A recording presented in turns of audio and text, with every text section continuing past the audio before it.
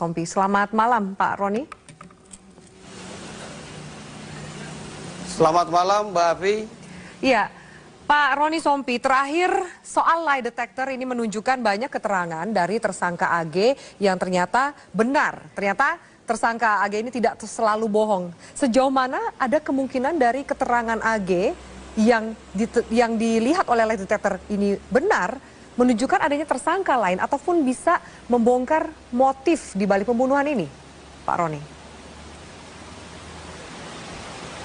Ya, jadi dengan bantuan dan dukungan alat deteksi kebohongan yaitu lie detector dengan ahli dari Laboratorium Forensik Baris Krim Polri, tentu ini mendapatkan suatu alat bukti baru berupa keterangan saksi, yaitu saksi AG yang juga menjadi tersangka di dalam kasus yang menyebabkan korban Angelin meninggal dunia.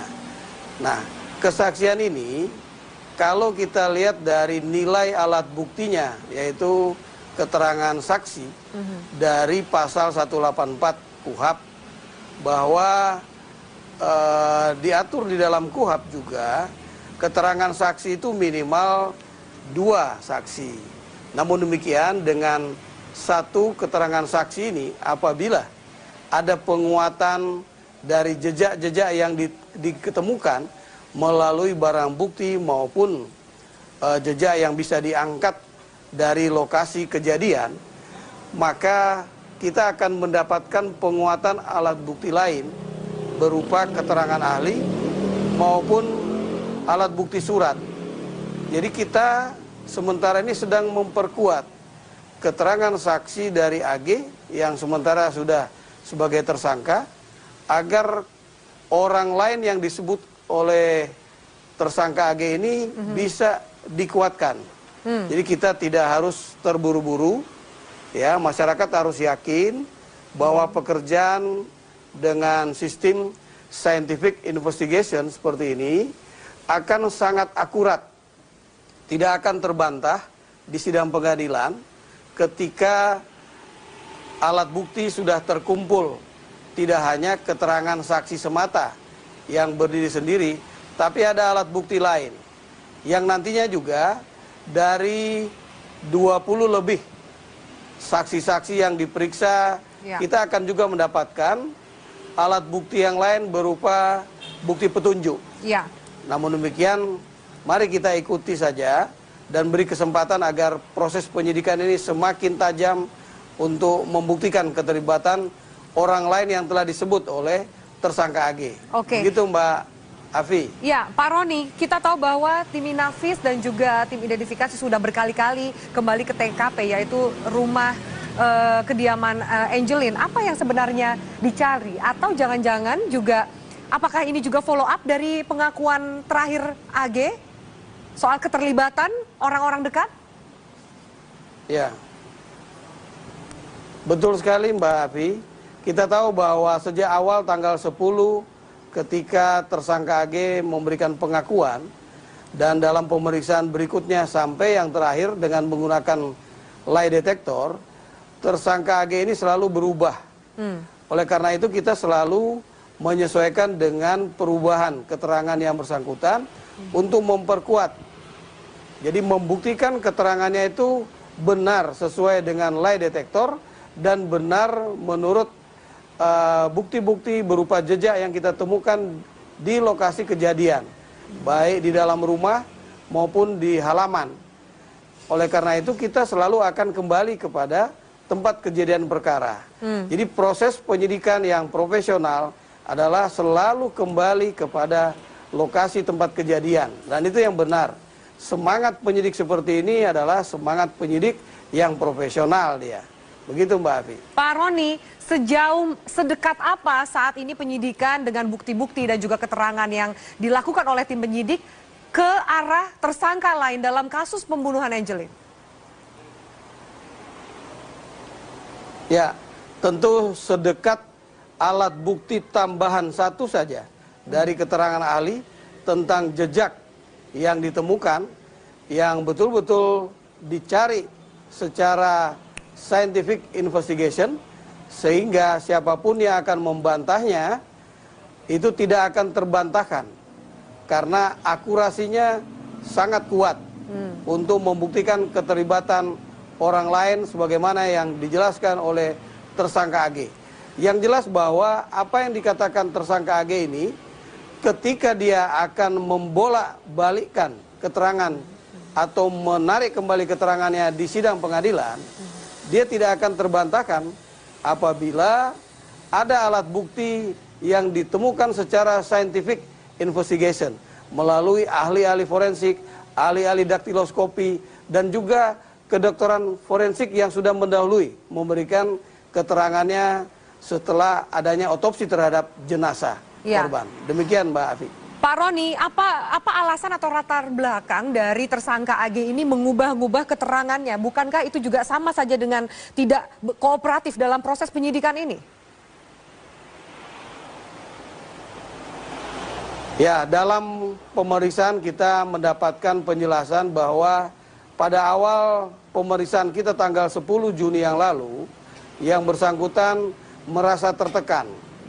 Jadi tertekannya oleh orang lain yang telah disebutkannya di dalam penjelasannya ketika kita memeriksa dengan menggunakan lie detector.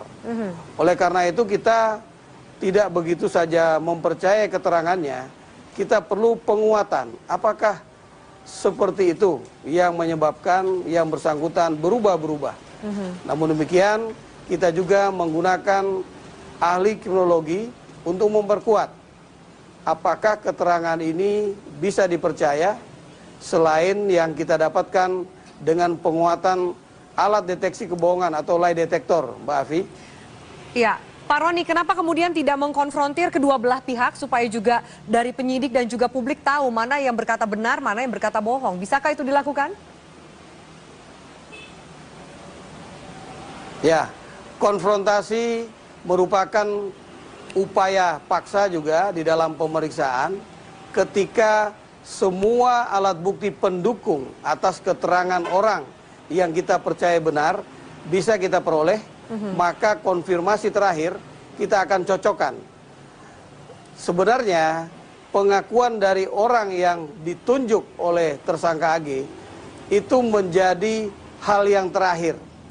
Ya, karena keterangan tersangka itu di sidang pengadilan adalah keterangan terdakwa.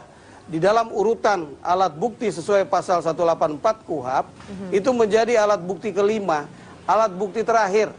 Kalaupun dia menyangkal, itu tidak ada artinya ketika alat bukti yang dikumpulkan secara scientific investigation berupa keterangan ahli maupun petunjuk itu menguatkan keterangan dari tersangka AG sebagai saksi bagi orang lain yang disebutnya. Oke.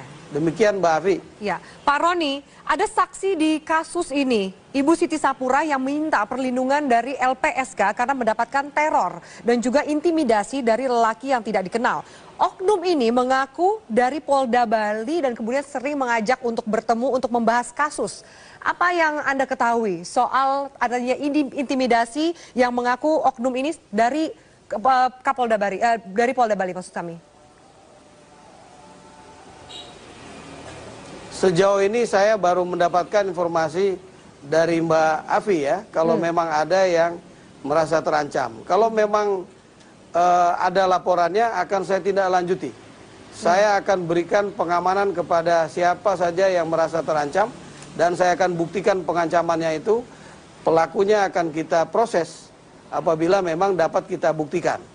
Iya. Oleh karena itu saya berharap informasi ini dibuatkan dalam bentuk laporan saja dan kami jamin yang bersangkutan untuk kami amankan dari si pengancam.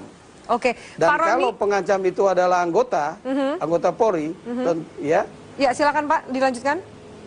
Ya artinya kalau ada anggota saya yang melakukan pengancaman, berarti anggota itu harus kita proses. Harus kita proses, kita beri sanksi dia. Apabila berkaitan dengan pidana, kita proses dia sesuai dengan proses pidana. Ya. Artinya jangan takut apabila ada ancaman-ancaman, berikan informasi tersebut kepada Polda Bali. Demikian.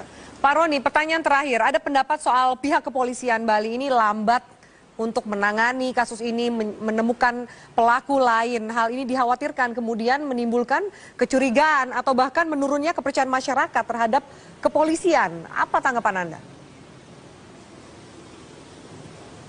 Ya, saya kira itu merupakan bagian pengawasan dari masyarakat. Kalau ada kriminolog yang menyatakan seperti itu, ya bisa saja. Kami sangat menghargai pengawasan dari masyarakat. Tapi kami akan buktikan bahwa proses penyidikan ini sangat profesional dan proporsional. Soal waktu saja kita untuk menetapkan tersangka yang lain. Karena tersangka yang lain ini begitu kita tetapkan sebagai tersangka, maka upaya paksa penahanan yang bersangkutan bisa kita lakukan. Dan kita segera akan membuat perlengkapan dalam bentuk berkas perkara untuk kita serahkan kepada jaksa penuntut umum. Jadi proses yang lain itu sudah hampir lengkap. Tinggal penguatan alat bukti yang sah, maka berkas perkara akan segera kita lengkapi untuk kita serahkan kepada jaksa penuntut umum. Jadi tidak ada lagi ketika kita agak lama menetapkan seorang tersangka lain, kemudian ada proses yang lama yang seakan-akan bias, ya. Saya kira media Metro TV selama ini menjadi pengawas dan kami selalu transparan kepada media apa yang kami lakukan. Ya. Tidak perlu khawatir. Justru kalau ada orang yang berusaha membangun opini, memojokkan Polri, saya justru mempertanyakan apa tujuan yang bersangkutan berkata demikian. Apakah ada benchmarknya untuk kasus lain yang cepat? Seperti apa kasus lain yang cepat dan ini seperti apa lambatnya. Nah, ini kita biar penguatan terhadap publik juga ada. Jangan memojokkan Polri untuk manggung di dalam media. Ini saya harapkan kita jangan saling menyakiti. Karena semangat kami ini untuk mengungkap kasus, bukan ada kepentingan pribadi. Demikian Mbak Afi. Baik, Pak Roni Sompi, terima kasih atas waktu Anda di Prime Time News. Kita nantikan bagaimana kelanjutan dari penyidikan dan juga titik terang dari kasus pembunuhan Angel ini. Terima kasih.